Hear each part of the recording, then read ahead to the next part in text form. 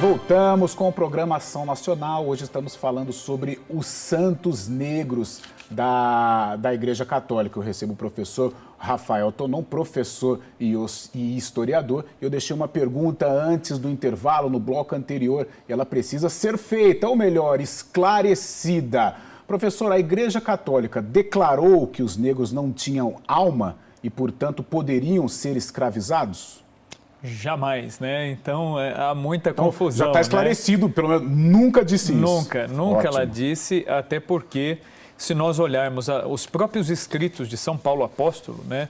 São Paulo ele vai dizer, né, que a partir da salvação em Cristo já não há mais judeu nem grego, né? Não há mais diferença nenhuma entre escravo e senhor.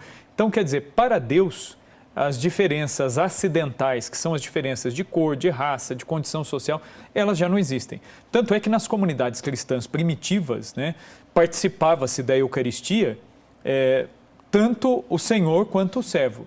Né? Se a gente for olhar a igreja primitiva em Roma, nós temos relatos do ano 80, do ano 90, em que os patrões participavam da Eucaristia ao lado dos seus escravos, ao lado dos seus empregados, por exemplo. Por quê? Porque numa assembleia litúrgica não há esse tipo de diferença. E não há esse tipo de diferença pelo seguinte: todos têm a imagem e a semelhança de Deus em si.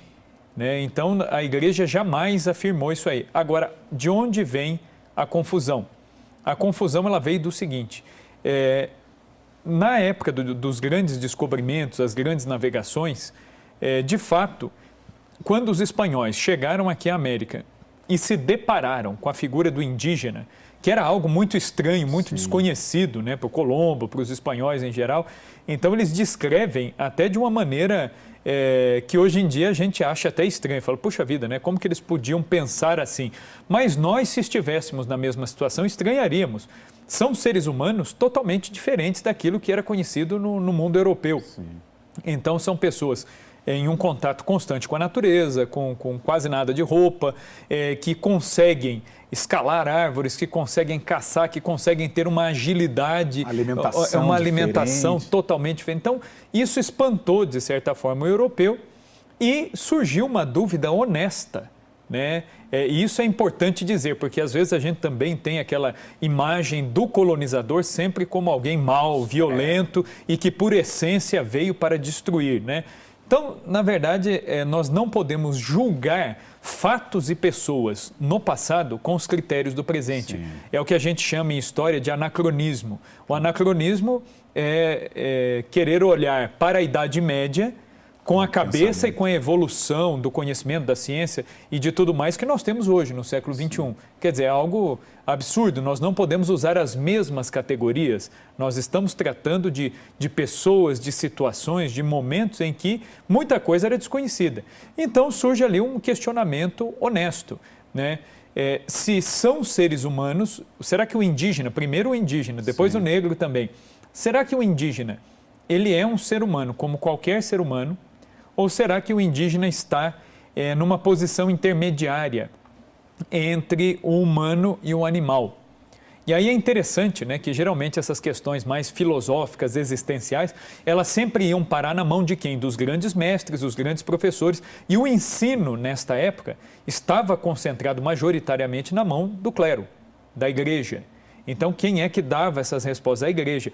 E isso foi parar onde? Nessas discussões, elas foram muito acaloradas nas universidades europeias.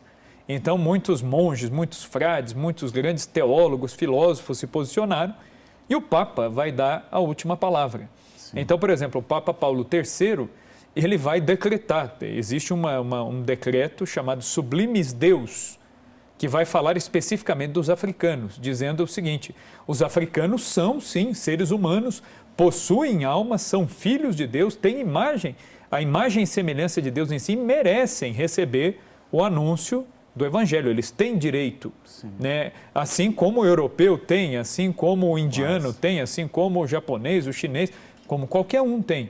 Então, essa é a visão. E depois, antes disso ainda, o Papa Alexandre VI, que era o Papa reinante na época do descobrimento da América, o Alexandre VI, ele escreveu uma bula papal chamada Bula Intercetera, essa bula papal, né, muito ignorada às vezes, ela vai dizer o seguinte, que não só o indígena e o africano tinham alma, eram filhos de Deus, como mereciam receber o sacramento e o anúncio da fé, como também não poderiam ser escravizados. Olha que coisa, a não ser em uma única exceção. Qual seria a única exceção? A exceção da guerra justa. Por exemplo, se o europeu chegou e ofereceu a sua cultura, ofereceu a fé e foi atacado, então se ele foi atacado primeiro, pela visão de legítima defesa que eles tinham, eles poderiam reagir e escravizar. A gente sabe, no entanto, que embora os europeus, espanhóis e portugueses fossem católicos, pelo menos de nome, fossem batizados, entre aquilo que a igreja diz, aquilo que o Papa diz e a prática desses colonizadores, a gente vai ver que há, às vezes, um hiato gigantesco, né?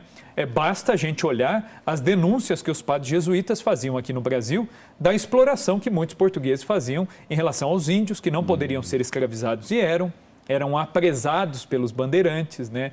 E a igreja era contra isso, os jesuítas eram contra isso.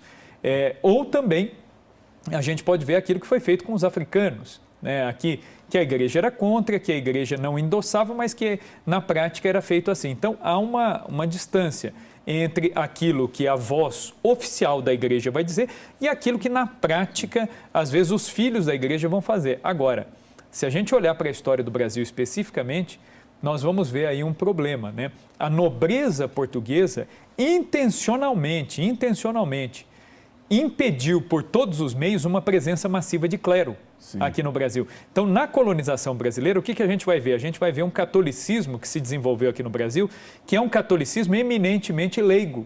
Nós tínhamos pouquíssimos padres, né? Isso perdurou desde o início da colonização até o segundo reinado, né? Ainda na época de Dom Pedro II, né? Quer dizer, nós já estamos falando do Brasil no século XIX. O Brasil desse tamanho todo tinha 12 dioceses, imagina o Brasil, né, com 12 bispos governando.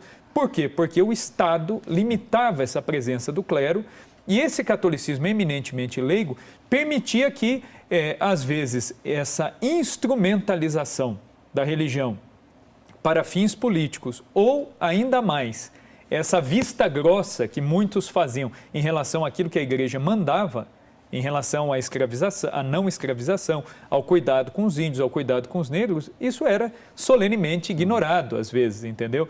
Agora, a partir do momento em que a igreja teve uma liberdade religiosa maior, né, então aí a presença do clero ela foi se tornando mais massiva e aí essas diferenças elas foram sendo dirimidas, né? Para citar um exemplo, né, nós falamos aqui de Valinhos, né, né, a sede aqui da TV Século XXI, e aqui faleceu em Valinhos, a fundadora de uma das primeiras congregações religiosas brasileiras a aceitar mulheres negras, né, que foi a Madre Maria Vilac.